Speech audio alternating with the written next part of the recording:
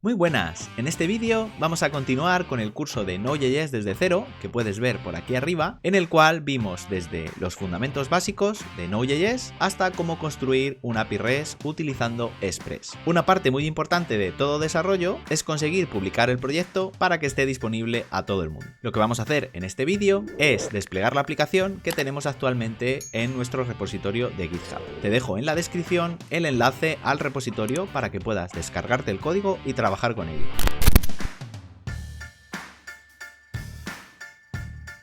Lo vamos a desplegar a un entorno cloud y para ello vamos a utilizar un servicio que se llama Public Cloud de la plataforma OVH Cloud. Esta plataforma ofrece servicios de cloud computing. Entre ellos podemos tener instancias de cómputo llamadas compute, storage para almacenamiento de archivos, gestión de la red, bases de datos, contenedores y orquestación y muchos más. Para este proyecto, el servicio que más se adecua es el de compute. Esto lo que nos va a proporcionar es un servidor con un hardware específico donde podemos instalar un sistema operativo y todo lo que necesitemos. En este caso voy a utilizar un sistema operativo Linux, en concreto Ubuntu, y configuraremos todo lo necesario para que desde nuestro entorno local y con el repositorio que tenemos en GitHub podamos subir el proyecto y desplegarlo. Vamos a ir paso a paso configurando todo para que no te pierdas. Te preguntarás, ¿qué ventajas tiene utilizar un servicio cloud como el que provee OVH con respecto a otras soluciones? En otras plataformas de aplicaciones no tenemos tanto control del sistema. Precisamente eso es lo que nos aporta este entorno. Si quieres tener un control más estrecho del sistema operativo que estás utilizando, las versiones de los distintos entornos de desarrollo y ejecución y un sinfín de herramientas personalizadas, lo que buscas es un servidor de este tipo.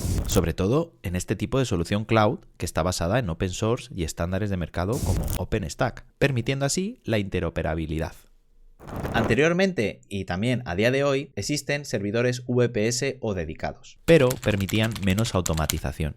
Con la evolución de las tecnologías cloud hemos conseguido tener las mismas prestaciones que tendría un servidor dedicado en términos de rendimiento, pero con mayor escalabilidad y únicamente seremos facturados por los recursos y tiempo que estemos utilizando, sin costes ocultos como el tráfico de entrada y salida, haciendo que todo esto sea más versátil, flexible y configurable. Pero bueno, no me enrollo más y vamos a darle al código. Lo primero que tenemos que hacer es irnos a la dirección vhcloud.com, te dejo en la descripción también un enlace para que te puedas registrar y verás que aparece una opción que se llama área de cliente. Vamos allí y aquí podremos crearnos nuestra cuenta y si ya la tenemos, simplemente loguearnos. En mi caso ya la tengo con mi mail y contraseña, así que voy a acceder al panel de control. Muy bien, este sería nuestro panel de control y arriba en el menú podemos ver la opción Public Cloud. Nos vamos hacia esa sección y aquí vemos los diferentes servicios que podemos utilizar. Ahora mismo tengo un proyecto que se llama TextAPI porque he estado probándolo, pero vamos a hacerlo desde cero. Entonces lo que vamos a hacer es darle a este botón que pone Create a New Project, clicamos en él y aquí nos aparece un formulario para crear nuestro proyecto de Public Cloud. Le vamos a llamar como se llamaba nuestra aplicación, que era CrossFit Web API, y aceptamos los contratos de tratamiento de datos, etc. Vamos a continuar. Si tienes un código de promoción, lo puedes incluir aquí y si no, puedes configurar tu tarjeta de crédito y la cuenta de PayPal. Una vez creado nuestro proyecto, ya podemos acceder a cualquier servicio de los que os he comentado. Como dije al principio, lo que vamos a utilizar es una instancia de cómputo. Entonces podemos clicar aquí, nos aparece este menú con la opción de crear una nueva instancia. Hacemos clic en el botón y ahora nos permite configurar ese servidor que vamos a utilizar para nuestra aplicación. Como puedes ver, te ofrece varios servicios predefinidos, pero si quieres configurarlo más al detalle, es decir, elegir el tipo de CPU que quieres, por ejemplo, si quieres algo más de CPU, tienes estas opciones, si lo que necesitas es más memoria RAM, tienes estas otras, pero para este ejemplo vamos a irnos a los de propósito general y vamos a elegir la versión más baja, que es esta de aquí, que son 7 GB de RAM, que está bastante bien, con una CPU de 2 cores de 2 GHz y un disco duro SSD, esto es muy importante, de 50 GB. Esto va a tener un coste aproximado de unos 24 euros al mes si lo tienes siempre corriendo o de 6 céntimos de euro cada hora. Elegimos esta opción y damos a siguiente. La siguiente configuración es la región. Aquí depende de dónde vayan a estar tus usuarios, no dónde estás tú localizado, porque tú, por ejemplo, puedes estar viviendo o residiendo en Singapur, pero la mayoría de tus usuarios pues vienen de México. En ese caso te interesa que el servidor esté lo más cerca posible de tus usuarios finales para que su latencia latencia sea menor. Como esto es una aplicación de ejemplo y no tiene usuarios en concreto, voy a elegir la que está más cercana a mí, que sería Frankfurt. Le doy a siguiente y ahora viene la opción de elegir la imagen de sistema operativo que queremos instalar. Como ves, OVH te ofrece distribuciones Unix y también de Windows. E incluso te ofrece unos packs en los que ya está el sistema operativo configurado junto con una aplicación, por ejemplo, Plesk, Jupyter Notebooks o Docker. En mi caso voy a elegir Ubuntu y la versión que aparece aquí por defecto, que es la 22.10. Y ahora, muy importante, nos pide que creemos una clave SSH para poder acceder de forma segura desde nuestra consola a la consola o el entorno del servidor. Entonces, yo tengo una creada, pero vamos a crear una desde cero para que veas cómo se hace. En cualquier caso, OVH te proporciona aquí una guía para que lo puedas hacer paso a paso. En la guía nos pide que creemos un directorio oculto con el nombre SSH. Si estás en Linux o Mac, la opción es con mkdir, cedilla para estar en el directorio de nuestro usuario, /.ssh. Si ya lo tienes, como es mi caso, pues no hace falta que lo hagas. Aquí lo podemos ver, que lo tengo aquí. Y lo siguiente sería darle permisos de lectura con el comando chmod 700 y el directorio, en este caso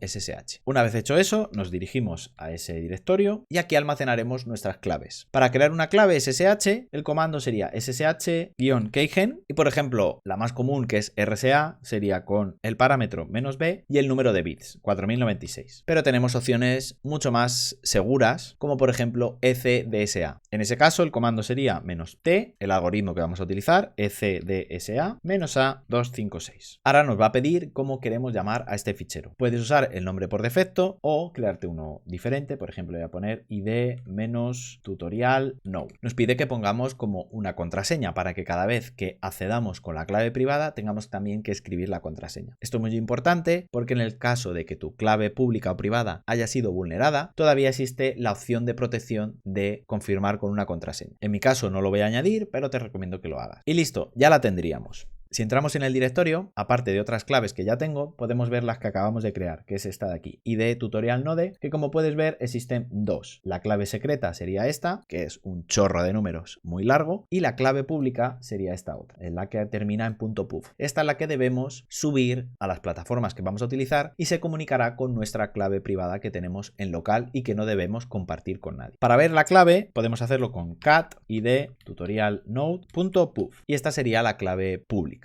Podemos seleccionarlo todo y copiarlo, pero para evitar que se nos escape algún espacio o algún carácter extraño a la hora de copiarlo en la página web, tenemos este comando de aquí que es pbcopy id tutorial node.puf. Esto nos lo copia en el portapapeles y ahora sí nos vamos a nuestro panel de configuración y la añadimos. Si utilizas Windows, este tutorial te dice también cómo hacerlo utilizando la aplicación PuTTY. Entonces, volviendo, si le damos al botón haz aquí, podemos ponerle un nombre, vamos a llamarle tutorial node y aquí pegamos lo que acabamos de copiar y añadimosla aquí. Por si estás pensando en hackear esto, una vez esté este vídeo publicado, estas claves las voy a borrar y el proyecto también. Por tanto, todas las IPs que veas aquí, claves privadas y demás no van a estar accesibles. Vale, ya tenemos la clave añadida. Le damos a siguiente y vamos a configurar nuestra instancia. Podemos crear una o varias instancias. En este caso, con una nos es suficiente. Podemos hacerla flexible, de manera que añade 50 GB de almacenamiento para que se puedan hacer backups y copias de seguridad de una forma más rápida. Aquí podemos elegir el nombre. Le podemos llamar CrossFit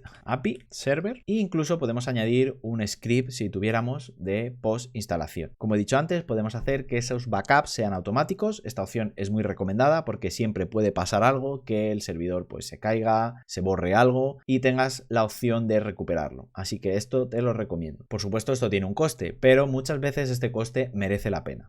Dándole a siguiente, configuramos nuestra red. Podemos hacerla de forma privada, pero en nuestro caso queremos que sea pública para que este API pueda ser consumido por el resto del mundo. Entonces le elegimos public y le damos a siguiente. Y ahora viene la opción de facturación. Podemos facturar mes a mes, en este caso se esté usando o no, tendrá un coste fijo. O puedes hacerlo por horas y si estás experimentando te recomiendo esta opción para que puedas probar durante unas horas la plataforma y solo sea facturado ese tiempo que lo has utilizado. Le damos a crear instancia y en unos minutos tendremos ya una IP a la que poder acceder. Listo, aquí podemos ver la lista de instancias que tendríamos. En este caso pues tenemos la que hemos llamado CrossFit API Server con su localización, el modelo, la imagen y la IP pública. También es importante ver el estado. Cuando se está creando pone creating, en ese momento todavía no tenemos IP asignada ni podemos acceder a ella. Una vez ya está activa no hay problema. Dándole a este iconito de aquí de los 3 puntos podemos ir a la opción detalles de instancia. Aquí tenemos varias configuraciones, podemos borrar la instancia, reinstalarla, suspenderla, reiniciarla, crear un backup, etcétera. Ahora mismo lo que nos interesa es esta parte de aquí, que es la IP. Entonces nuestro servidor en este momento va a estar disponible en esta URL, aunque de momento pues no hay nada, simplemente está un sistema operativo, no podemos acceder desde el navegador. Y esto es muy importante, aquí tenemos la información de login. Simplemente con el comando ssh ubuntu, que sería el nombre de usuario de la máquina, @ la IP, podemos acceder gracias a nuestra clave privada que acabamos de crear. Entonces voy a copiar este comando y me voy a ir a la terminal. Utilizamos este comando y ahora nos van a salir varios mensajes cuando es la primera vez que nos conectamos. El primero es que nos pide que añadamos este host a la lista de hosts seguros, por así decirlo, de nuestro sistema. Entonces decimos que sí. Y de momento nos da permiso denegado. Esto ocurre porque las claves están creadas en la carpeta SSH, pero el sistema todavía no las reconoce. Para ello lo que tenemos que hacer es añadirlas al agente de claves SSH. Nos subimos a la carpeta raíz de nuestro usuario y ejecutamos el comando ssh-add seguido de la clave, que está, recordemos, en nuestra carpeta de usuario /ssh /la clave, que sería id tutorial node, y tenemos que añadir la secreta, es decir, la que no tiene la extensión .puf. Ahora está la identidad añadida y para asegurarnos vamos a ejecutar el agente con eval, comillas invertidas, ssh agent. Listo, ahora ya no debería haber problema en loguearse y acceder a la consola del servidor. En el comando recordar que era ssh espacio nombre de usuario @ip. Si sigue dando error, lo mejor es abrir una nueva pestaña y volverlo a intentar. Y listo, ahí lo tendríamos. Esto que vemos aquí es nuestro servidor. Podemos ver que pues simplemente tiene algunas carpetas creadas, pero por ejemplo Node no está instalado. Pues vamos a ello. Como viene aquí, el comando sería sudo apt install node.js. Y aquí vemos que se va a descargar la dependencia y la va a instalar. Esto tardará pues, aproximadamente pues, un minuto o un par de ellos y después tendríamos ya Node.js instalado. Listo, ya lo tendríamos. Lo podemos comprobar escribiendo node-v. Y vemos que se nos ha instalado la versión 18.7, que es la actual en el momento de grabar este vídeo. Pero por ejemplo, npm no lo tenemos instalado. Si escribimos npm-v, vemos que no está. Entonces, nada, simplemente ejecutamos este comando para que lo instale por medio de apt.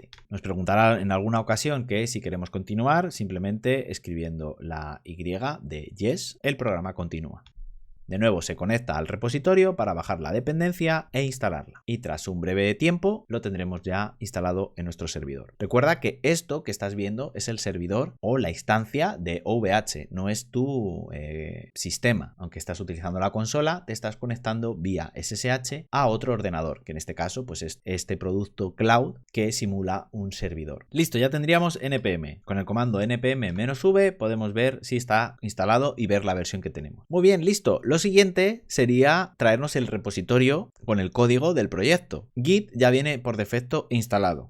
Si escribimos git-v, vemos que tenemos la versión 2.37. Entonces no es necesario instalarla. Nos vamos al repositorio y si le damos a code, tenemos aquí la URL. Lo vamos a hacer por HTTPS para que sea más rápido, porque si lo hiciéramos por SSH, tendríamos que configurar un par de claves en el servidor, igual que hemos hecho antes en local, y añadirlas a GitHub. Pero entonces el tutorial sería bastante más largo. Pero por seguridad es mucho mejor hacerlo por SSH. Para este ejemplo, pues vamos a utilizar HTTPS, que también es seguro, pero la otra es mucho más segura. Entonces vamos a crear aquí dentro una carpeta llamada backend o server, como tú prefieras. Nos metemos en ella y ejecutamos el comando git clone, la URL, y a continuación voy a poner un punto para que instale todo en la carpeta server. Si no pusiera nada, lo que crearía es una nueva carpeta llamada CrossFit WOD API, pero bueno, yo prefiero tenerlo así. Entonces esto ya nos lo ha copiado. Si damos al comando ll, podemos ver aquí que está directamente todo el repositorio. Si abrimos el package.json, vemos que teníamos un comando que se llamaba start y que ejecutaba con Node el fichero index que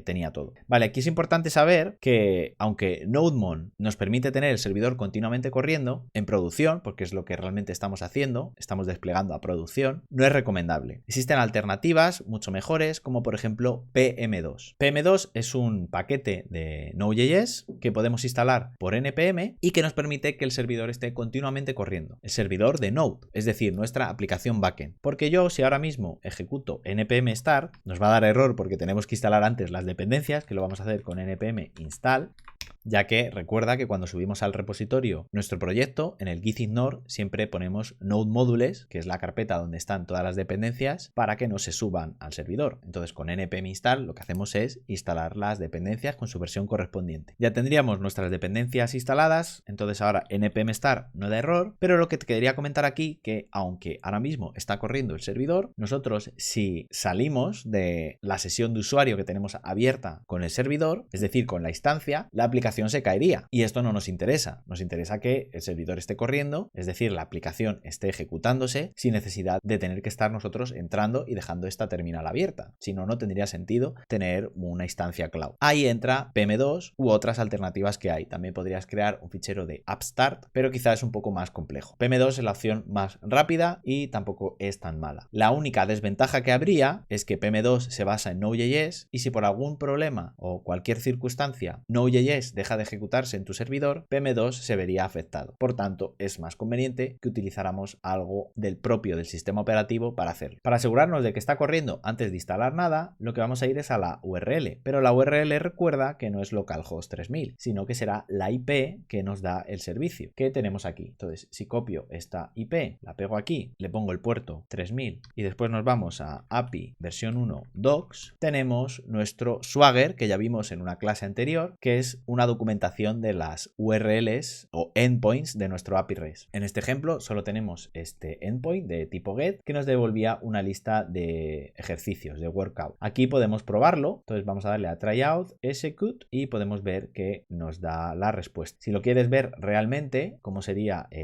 la URL a la que tendrías que llamar desde tu aplicación web, copiamos esta de aquí, que sería la IP. Si te fijas, y hacerlo más grande, la propia documentación ya nos da la URL que estamos utilizando, que es la IP. Esto lo puedes luego configurar con un DNS, con tu dominio, para que no aparezca la IP como tal. Si ponemos esa URL en el navegador, como es una petición de tipo GET, podemos ver aquí la respuesta, que es el fichero JSON que teníamos y que habíamos visto en las anteriores clases. Lo único que ahora esto ya es público, entonces cualquiera, si esta URL la tuviera pública, recuerda que tendré este servicio parado cuando ya esté este vídeo publicado, tú desde tu aplicación web podrías llamar haciendo un fetching de datos a esta URL y traerte toda esta información en formato JSON y luego tú ya pintarla en tu aplicación web como tú quieras. Vamos a ver cómo se haría con PM2. Entonces paramos y entonces como hemos parado el servicio de Node, ahora mismo la URL no nos devuelve nada. Este es el problema que te comento, porque aquí lo he parado, pero si yo cierro esta consola o apago mi equipo, ya deja de ejecutarse la aplicación en el servicio y no queremos eso. Entonces la forma de instalar PM2 es hacerlo de forma global con el "-g", lo instalamos, a esto sí que lo estamos instalando en el servidor, así lo instalamos de forma global para que todo el sistema pueda reconocer el comando PM2. Si te da este error es porque tienes que hacerlo con el comando sudo, con permisos de superusuario del sistema, es decir, de administrador. Entonces sería sudo npm install "-g PM2. Lo repetimos y una vez se instale podremos utilizarlo. Ya tenemos PM2 instalado, el comando ahora sería este que aparece aquí en la documentación, PM2 start y el nombre del fichero. Entonces en nuestro caso sería PM2 start carpeta src index. Y aquí nos aparece la consola de PM2. Como puedes ver aquí, dice que es un gestor de procesos en producción para aplicaciones en Node.js. Aquí te vienen varias opciones que te animo a que eches un vistazo. Y aquí podemos ver que con el ID 0 tenemos ejecutando el fichero, en este caso se llama index. Podríamos haberle puesto un nombre con el parámetro -name, pero bueno, ahí estaría. ¿Esto qué pasa? Bueno, pues como puedes ver ahora mismo en la consola no se está ejecutando nada, no tengo npm start ni nada del estilo, pero si nos vamos al navegador y recargamos, pues tenemos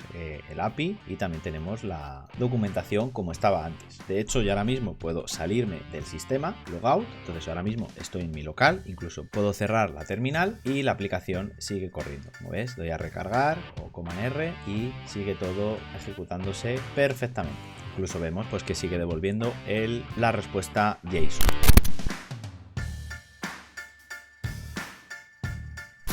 ¿Qué te ha parecido? Espero que te haya gustado y resultado útil para conocer una forma de desplegar tus aplicaciones backend en un entorno cloud. En este ejemplo, en este curso estamos utilizando Node.js, pero en servicios como los de Public Cloud de OVH puedes ejecutar cualquier aplicación de cualquier lenguaje. E incluso si necesitas una base de datos, te ofrecen la posibilidad de tener tu base de datos allí, con una instancia dedicada y especializada en bases de datos, porque otra opción sería instalar la base de datos en una instancia de cómputo, pero es preferible utilizar las que ya te ofrecen ellos. Como puedes ver aquí, en la opción Storage tenemos Object Storage y Database. Con Database, igual que hemos hecho con las instancias, podríamos crear pues una base de datos de cualquiera de las que ves aquí, MongoDB, MySQL, Postgres, etc. Y si quieres ir un paso más allá, incluso podrías tener dockerizada la aplicación, que lo tenemos en el repositorio, puedes ver que tenemos un Dockerfile y está dockerizada, y si tienes conocimientos podrías desplegarla utilizando un servicio de Kubernetes o un balanceador de carga, etc.